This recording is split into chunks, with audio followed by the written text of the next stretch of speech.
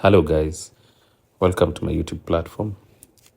Here I showcase some recipes that I've learned over the years. And today I want to show you how I prepare my banana cake.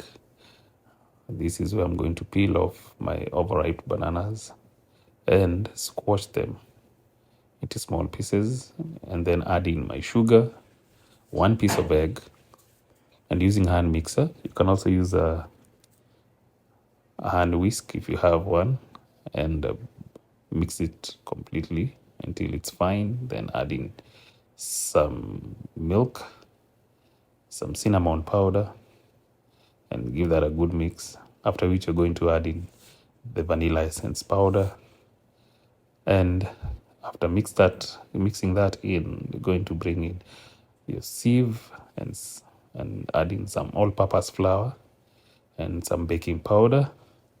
After which you're going to mix this in and incorporate it using a spatula. After which I'm going to introduce in my hand mixer and smoothen this mixture up by adding some milk until it's smooth enough to add into my already prepared baking tin. After adding it all in, I'm going to bake this at 300 degrees Fahrenheit for about 40 minutes. And after which I'm going to have this as the end result.